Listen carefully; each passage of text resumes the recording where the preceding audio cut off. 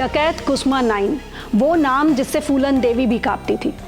कभी गांव की लाडली बेटी तो कभी बीहड़ की सबसे खतरनाक डकैत। ये कहानी है कुसुमा नाइन की, जिसकी जिंदगी किसी फिल्मी स्क्रिप्ट से कम नहीं। एक ऐसी महिला जिसके नाम से सिर्फ पुलिस ही नहीं, बड़े बड़े डाकू भी कांपते थे। वो नाम जिससे खुद फूलन देवी तक डरती थी। लेकिन आखिर कुसुमा नाइन कौन थी? कैसे वो मासूम बच्ची से खतरनाक डकैत बन गई? आइए जानते हैं इस रहस्यमयी सफर की पूरी कहानी। मासूमियत से बगावत तक 1964 में यूपी के जालौन जिले के टीकरी गांव में जन्मी कुसुमा नाइन एक साधारण परिवार की इकलौती बेटी थी। पिता गांव के प्रधान थे और उसे बहुत लाड प्यार मिला। लेकिन इस मासूमियत को तब झटका लगा जब सिर्फ 13 साल की उम्र में वो अपने प्रेमी माधव मल्लाह के साथ घर छोड़कर भाग गई।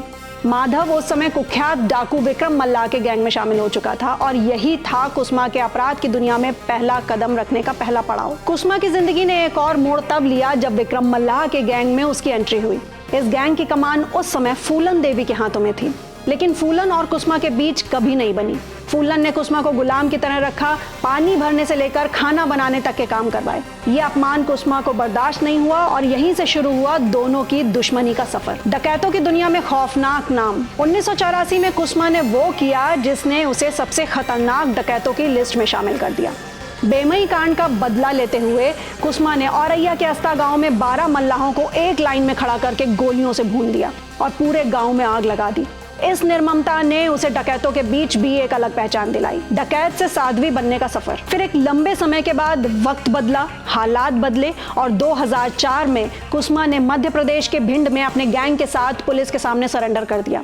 इसके बाद उसने जेल में साध्वी का जीवन अपनाया। इटावा जेल में बंद कुसुमा को टीबी हो गई, हालत बिगड़ी तो उसे सैफई मेडिकल कॉलेज और फिर लखनऊ के KGMU में रेफर किया गया। फाइनली 3 मार्च 2025 को कुसुमा नाइन ने आखिरी सांस ली। एक डकैत जिसने बीहड़ को खून से लाल कर दिया था, उसकी मौत भी एक कहानी बन गई। जब कुसुमा नाइन की मौत हुई तो यूपी के 2 अलग अलग इलाकों में बिल्कुल अलग नजारे दिखे।